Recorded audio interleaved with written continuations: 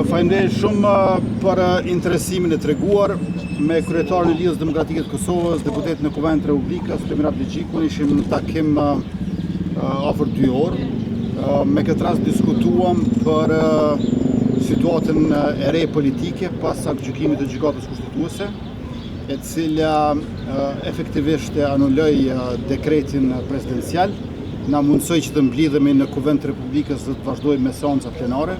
Por natyrisht çështja kryesore që u diskutua, por më duhet të them jo e vetmja, është pikërisht fakti që na kanë ngelur 3 javë deri tek zgjedhja e presidentit, dhe për këtë duhet të maksimizojmë përpjekjet.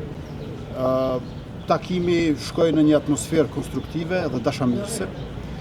Jemi të përcaktuar që të shmangim zgjedhjet e reja, sepse zgjedhjet e reja nuk do të ishin zgjidhje për numrin prej 80 deputetësh.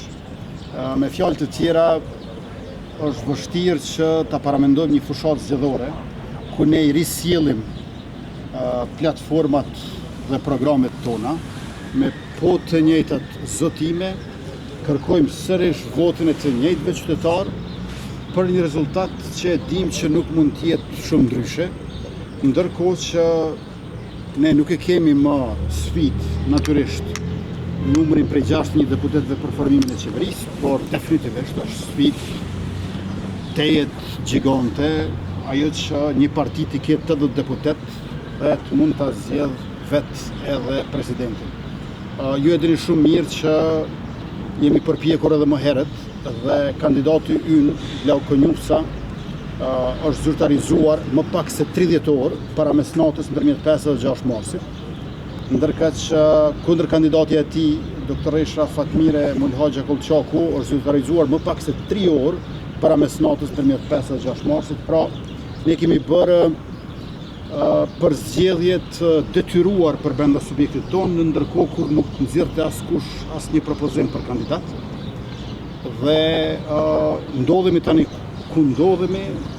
Unë vazhdoj të jem optimist se me takime dhe bisedime të këtilla do të mund të arrijmë një marrëveshje politike, por këtë nuk mund ta them që e kemi sot, veç se atmosfera konstruktive në njërin anë dhe dashamirësia që t'i shmangim zgjedhjet e reja që nuk janë zgjidhje e re në anën tjetër, më bën optimist për këto 3 javët e mbetura që uroj të mos si shfrytëzojmë deri në ditën apo nga njëherë siç po bëhet në institucionet tona orën e fundit. Cilat ishin opsionet cilat dolen në tavolinë nga ana juaj, por po ashtu edhe nga ana e zotrit Abdixhiku, apo pati emra konkret, apo pati ide konkrete për zgjidhjen e këtij problemi? Tash ne jemi udhëheqës të subjekteve që janë demokratike dhe jemi transparent sa i përket procesit, mirë po megjithatë takimi ishte tet-a-tet dhe ne duhet të ruajmë konfidencialitetin e bisedimeve. Në momentin kur propozimet, iniciativat sjellin rezultat konkret, atëherë do të mund të përgjigjemi konkretisht për të arriturat. Por përderisa ky nuk është rasti, nuk mund të flasim për mendime që i themi aty, e të cilat as nuk kanë sjellur dështim, por as sukses. Përderisa jemi në këtë fazë, gjithmonë do t'ju njoftojmë për takimet që bëjmë, mirë po nuk mund të flasim për emrat konkret të cilët nuk kanë rezultuar me një marrëveshje politike, në këtë rast midis vetëvendosjes së Zotri kryeministër, kush duhet të lëshoj pek kësaj radhe më shumë? Apo siç keni thënë do të 5 të 6, po do të marrëveshje me 3 subjekte. Unë vazhdoj ta kem qëndrimin e njëjtë, që nëse kemi një emër të përveçëm dhe po synojmë që të jenë veç se 80 apo 81 veta në sallë në këtë legjislaturën e 10, ky do të ishte një rrezik tepër. Vetëm një shumicë prej 84-85 është ajo që do të na bënte komod për emrat e përveçëm për 80 deputet që qëndrojnë në sallë dhe votojnë për të zgjedhur presidentin. Edhe më tutje unë besoj që numri 80-81 nuk është saku ynë për të ecur përpara, është më shumë se aq. 80-81 duhet të jetë rezultati i mbrëmë në rastin më të keq.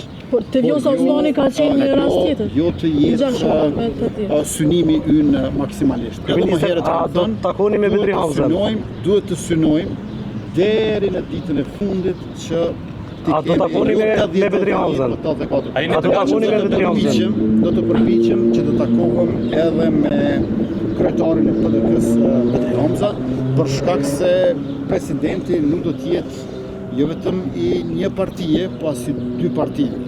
Presidenti është shprehje e unitetit politik. Kush duhet të lëshoj pemë më shumë kësaj radhe, zotri kryeministër? Kush duhet të lëshoj pemë më shumë kësaj radhe? Jeni të gatshëm t'ja jepni postën e presidentit PDK-s, sepse kërkesa e tyre është për takim. Partia Demokratike e Kosovës asnjëherë nuk ka nxjerrë asnjë emër përpara nesh. Ajo vetëm ka kërkuar që ne t'i besojmë në mënyrë absolute dhe të verbër, pra absolute që dy kandidatët jenë të PDK-s, dhe të verbër që të mos na tregojnë emrin paraprakisht, si subjekt demokratik që jemi, me statutin e lëvizjes vetëvendosje, me mua si kryetari i saj. Kjo e bën të pamundur marrëveshjen, prandaj uroj që në komunikimet dhe takimet në Vjenë me kryetarin e PDK-s kjo të ndryshoj, sepse nuk mund të ketë marrëveshje politike për presidentin e ardhshëm, përderisa nuk e thua asnjëherë askujt asnjëherë.